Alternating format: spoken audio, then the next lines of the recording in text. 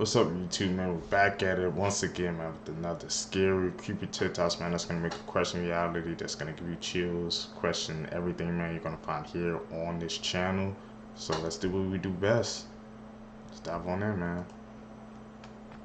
Girl would be found unalived along with her dad. This is True Crime to Pass the Time, Part 19, the case of Ava Wood. Ava Wood was a ninth grader from New York, and she was described as being very involved and very good at track and soccer. At around 8:30 on Friday, January 20th, Ava's mom would call the police after Ava didn't show up for school. Ava's mom and dad, Christopher, were still married but living separate lives. Ava's mom even went to Christopher's house in Baldwinsville, but nobody answered even though there were cars in the driveway. It wouldn't take long for police to soon show up, and inside of separate bedrooms they found the body of Ava and Christopher. They had both been shot, and it would be discovered that Christopher's wound was self-inflicted. On Thursday night, Christopher had told Ava's mom, "This is how it ends for us." Christopher had been involved in 2 previous incidents of domestic violence. Ava's mom tried filing for harassment, but they didn't arrest Christopher because, quote, no red flags of violence. Oh my God. One thing that we have in common. Gotta pay attention to the flags, man. Somebody reporting. It's for a reason. Saint Bernard sits at the top of the driveway. You always said how you love dogs. I don't know if... Now, a lot of people haven't tagged me in this video, so I'm going to explain the backstory to this whole thing. The girl you see in this video is named Deborah Gale Stone. Now, Deborah was born in California, June 18th, 1956. Growing up, Debbie was very friendly, and she excelled academically and athletically. She received a lot of awards while she was attending Santa Ana High School. When she graduated, she knew she was going to need money to help her out with her college tuition. So she applied for a summer job and landed a job at Disneyland. She was also very excited because around that time, it was first time hearing about this in the world. This was also around the time where the attraction America Sings was opened in 1974. This was a show that sang about America's history. This attraction had a rotating theater with 6 stages around it that would rotate every 4 minutes. Something happened. They also had singing animatronics in each of the 6 stages. It was the 28th of June, 1974, when Debbie had just started her afternoon shift. Her job was to greet people when they entered the theater, and she was also supposed to wish them well when the show was over. The show was going on when it was around 10:30 p.m. So a late night show. The audience and the staff heard a horrifying scream coming from the stages. When staff went to check out what the scream was, they found Debbie's body crushed to death by the 2 walls that were rotating. Now, it was uncertain what actually happened, but theories have circulated around saying that she probably tripped and fell back, or she was trying to hop from stage to stage. The only thing that was certain is that Debbie suffered a painful yet quick death. Following the incident, the ride shut down for 2 days, until eventually shutting down for good in 1988. Debbie's parents sued Disney, and they eventually got into a small settlement. Debbie's parents also state that Disney was very nice with them, and apart from the settlement and the suing, Disney staff attended Debbie's funeral. She was finally laid to rest, and the Stone family received letters from everywhere showing the impact that Debbie had on people. Like to follow for more. The winner of season 20 of The Worst Cooks in America murdered. I never heard that freaking story though, so it's kind of weird. Maybe Disney, maybe something happened. Her 3-year-old foster child. On January 14th, 2021, Ariel Robinson, who was a former winner of The Worst Cooks in America, beat her 3-year-old foster child to death because she didn't eat her pancakes fast enough. According to Ariel's husband, Jerry, he said on the morning of this day, he was in the yard and he heard Ariel spanking Victoria. And if that was the case, couldn't he have intervened and stopped it? When he came inside, he said that he tried to revive Victoria by giving her Tylenol and a bath in Epsom salt, but at that point, she was already in cardiac arrest and she died at the hospital. Ariel and Jerry had 2 children of their own, and they adopted Victoria and her 2 other biological brothers. Ariel originally stated that Victoria's older brother had anger issues and he was the one who beat her, and then she changed her story during the trial. So she's trying to switch it up, her bro. husband Jerry. Victoria's biological family pointed out that Ariel's Instagram photos indicated signs of abuse towards Victoria. Ariel was sentenced to life in prison, and Jerry pled guilty to aiding and abetting homicide by child abuse and faces 10 to 20 years in prison. Damn monsters, bro.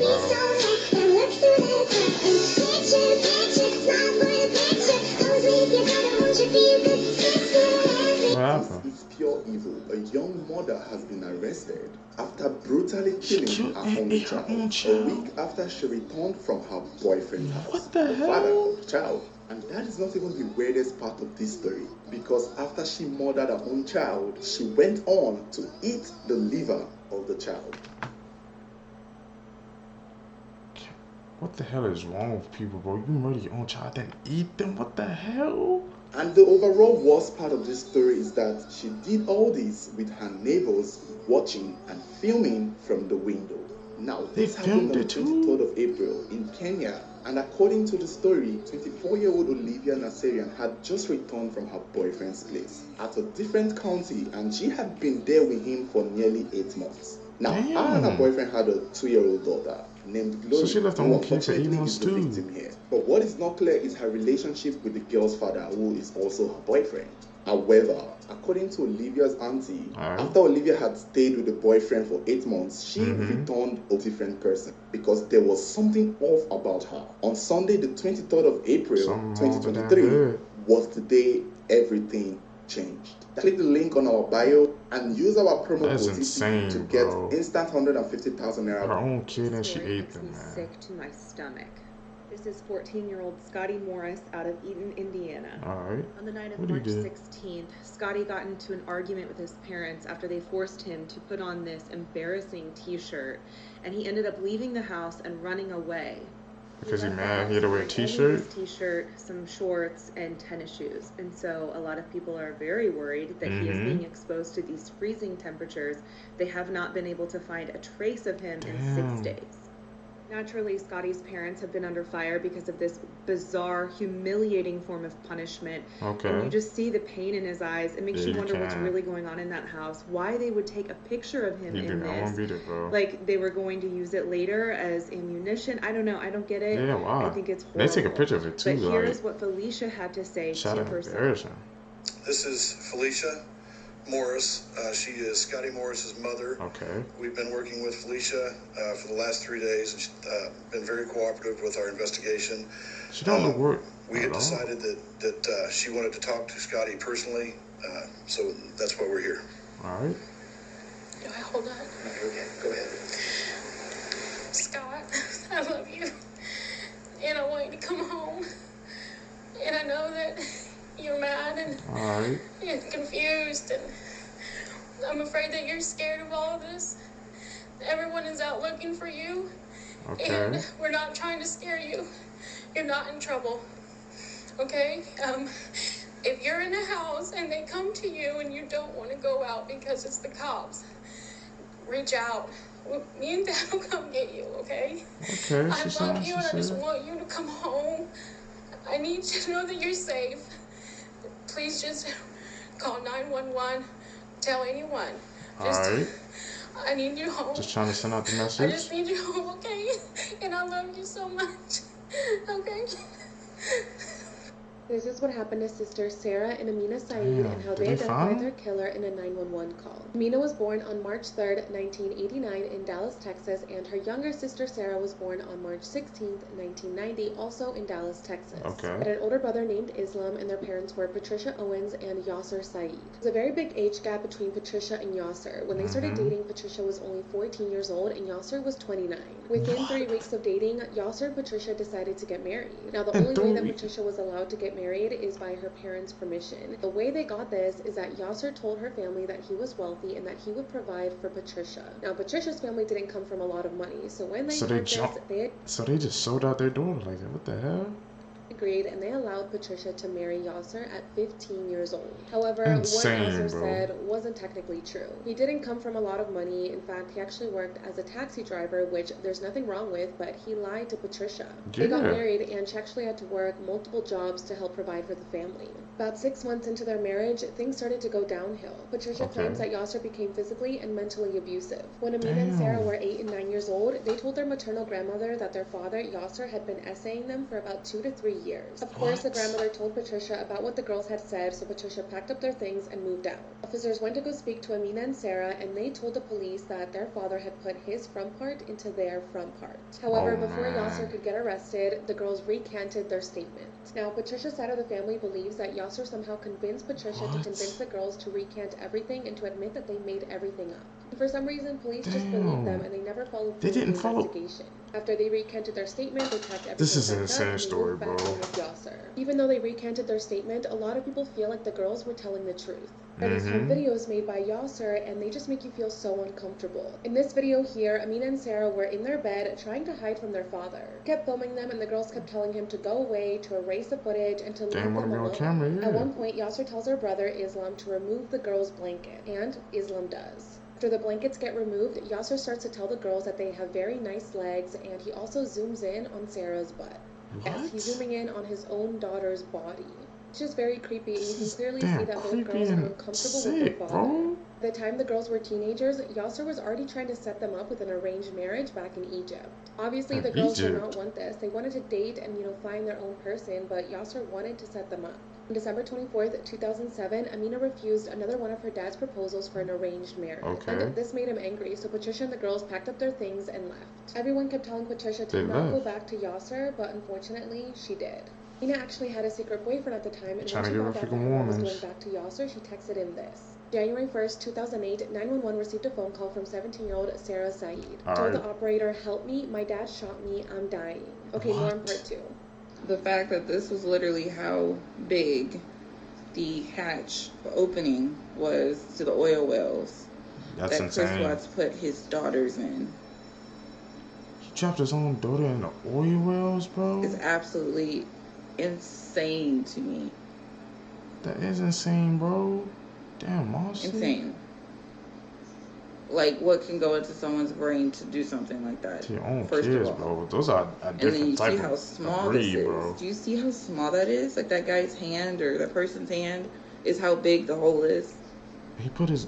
They said he was babies. That's why they said when he put them in there, their skin had abrasions from being pushed inside of the little opening. Bro. And their hair got stuck. Their hair got stuck. What the hell? It's just so beyond heartbreaking. That's a sick man, bro. So beyond heartbreaking. And then the fact that they had to open up the oil well like this, drain it. It was an hours-long recovery process. Each oil well, they had to do this as well. They had to take the opening, open it up, the whole well, have technicians drain it before they could even recover the remains. That is crazy, bro.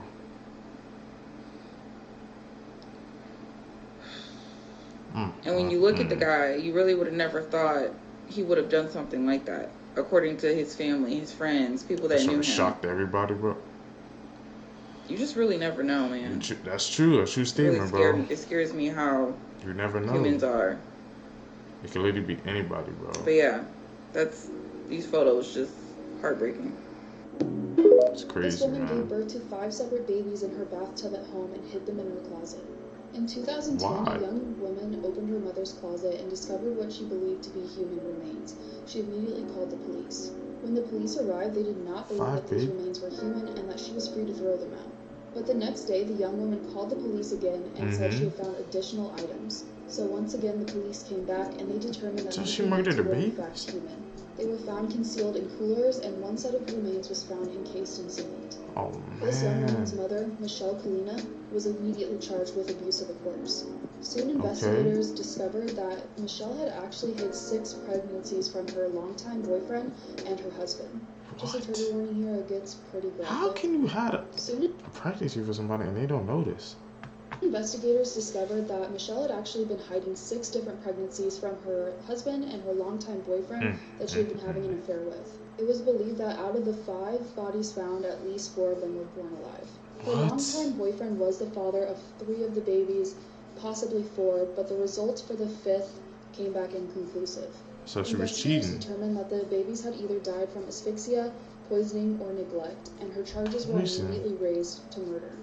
Michelle and her husband Jeffrey had already had 2 kids of their own, a 19-year-old daughter and a 13-year-old son who had cerebral palsy and unfortunately died back in 2000. Oh, man. Michelle had also given birth to a 3rd child in 2003, and the baby girl was a product of Michelle and the man she had been having a long-standing affair with, but she had given this child up for adoption. According to Jeffrey, he had suspected that his wife had been pregnant at least once. Investigators believe that the only reason for these murders was so that Michelle could hide the affair from her husband. Michelle later admitted that she had been an alcoholic for years and often suffered blackouts. This goes into her defense. This is crazy, and bro. In December of 2010, Michelle pled not guilty, and then she negotiated a plea. But while that plea was being figured out, it was postponed because the judge ordered that she undergo psychiatric testing to ensure that she was competent to stand trial. In August of 2011, it was determined that Michelle was completely competent. During the trial, Michelle told a psychiatrist that after she gave birth to the child, she would wrap them in a towel and place them in either a bin or some kind of container and put them in the closet. Her defense lawyer actually asked for leniency on the grounds that Michelle learned to deny reality as a victim of childhood SA and that she had put memories of the babies in a psychological closet. But the judge did not buy this. He didn't give that to her. Michelle testified and said a load of stuff to paint herself as a victim and not the babies. So I won't even give that. Yeah, that's bad, bro. Her husband Jeffrey, the judge, that he would have helped raise the babies even though they were the product of an affair. And finally, in August 2011, Michelle Kalina was found guilty and was sentenced to the maximum 20 to 40 years in prison. Oh, that was my bad. I was playing the game, and I got bucked out the phone. See, that's how. What? No. Always gotta be careful, man. Careful, we got contact. Male juvenile coming out. You're just saying he murdered some people, and a whole cops pulled up, but I can. Turn around. Turn around, you got me covered? That can end very badly, bro. Alright, just put your hands behind your back. I'm not going to cuff you right now. Do you have any weapons on you or anything sharp? Yeah. I was playing Rainbow Six Siege inside. How do you actually butt down the police, man? When they hear that, say, yeah, they had to pull up. What's your name, bud? Okay, you can relax. Okay, so this was just an accident. You called 911. Did you say you killed people or something like that? Okay, how old are you? 17. You're 17. Do you have a driver's license or no? Okay. That could have ended very badly for him, bro. Where's your parents at? Okay. Very badly for him. Can you call your mom for me? Mom. Yeah, they're four of them right here. I was playing the game. I had my headset on, and I butted out the police officer on accident. That can end very badly, bro, for him, bro. See, that's what I said. You can't even. Do you want me to talk to your mom? You can't even talk about that like in the damn freaking mic, bro. If it's an accident. Hey, is this Elijah's mom? Okay. You gotta watch what you say. So what happened is, I guess he's saying that he was playing a video game, and in the process of accidentally calling 911, he said that he killed 2 people, but he was talking about on the game. So we thought that there was a double murder, so we showed up to your house with. Thought it was a double murder at the house? That's why we're here talking to your son. Okay, so there's nothing to be worried about. Okay. We're just trying to. We're just doing our due diligence here, trying to figure everything out and make sure that everybody's okay, because we have to do that when we get a 911 call. So we just wanted to inform you. You look nervous, bro. Okay, hold on for me. What are you playing? Siege. Any good? Level 106. He did not ask me to. This is crazy, bro. I don't. I walked over there, I saw 2 cop cars, and I looked over here, and I saw something. Damn, man. Gotta be very careful. That guy over there. They were serious about that. That guy over there scared the hell out of me, but yeah. Gotta be very careful about that, bro. Sorry you had to deal with this. I appreciate you being cool. Yeah. If you have any questions, you want to shoot the breeze with us one day, just give us a call. If you need anything at all, you want to just give us a call. Okay? That's crazy, bro. Thank you. Watch what you say. My name is Jamie Osuna. Okay. I joined a gang and started using meth at 15. Damn. Later, I killed Yvette Payne. I stabbed her in the back with multiple instruments without even blinking an eye. What the hell? I publicly mocked Yvette's family before the judges and the reporters. This shit, no remorse, bro. I loved torturing others, and I told them I would kill again, even in prison. So I was transferred to Corcoran State Prison, where I met my cellmate Luis Romero. Don't tell me he murdered him. I used a razor blade to cut Luis' eyes and chop off his fingers. I removed his ribs and sliced his lung. Oh my God. After disfiguring and dissecting him, I cut off his head and sliced both sides of his face to create what looked like a wide smile. What the hell? Then I made a necklace out of his body parts. Not him making a whole damn necklace, bro. This is a damn monster, bro. And he said he was gonna do it again. It was quite fashionable, if I do say so myself. I am serving life in prison without the possibility of parole. Who will be my next victim? He needs to be in solitary confinement, bro.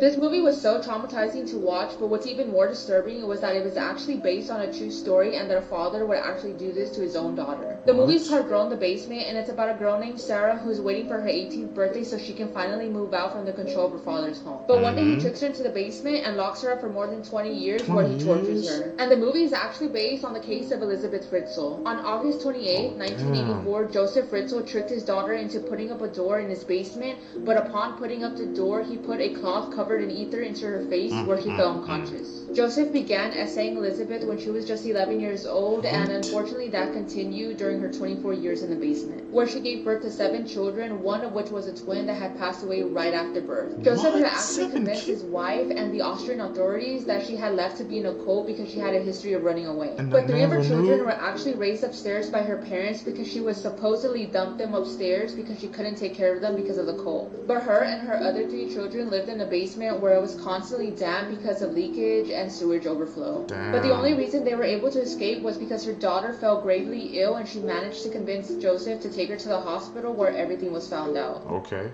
Have you ever heard of Tristan Bailey? That's insane, bro. Tristan was just 13 years old and she was going to Patriot Oaks Academy in St. John's, Florida. She was in 7th grade, she was a cheerleader, and she was really passionate about it. She had plans to be a cheerleader through high school and even go into college doing it. She was described as fiery. If she had a goal, she would get it done no matter what was standing in her way. Okay. She was also kind and loving and loved her friends and her teammates and her family very much. So what happened? On May 9th of 2021, Tristan's parents woke up. It was Mother's Day Sunday, and everything seemed Mother's fine. Day, bro. They started making breakfast and just were going about their day. Around 10 a.m., Tristan's mother, Stacy, decided to go wake her up. But when she got to her room, Tristan wasn't there. Tristan's family searched the house and realized she wasn't in the house at all. That's when they called police and reported Tristan missing. The area that they lived in was a very tight-knit community. Everyone knew everyone, and it was just a small town feel. Okay. So it didn't take long for the community to come together and start looking for Tristan. Flyers were put up, there was search parties put together, everyone was looking for Tristan. It didn't take long for community members to start going through security footage trying to catch a glimpse of Tristan at all.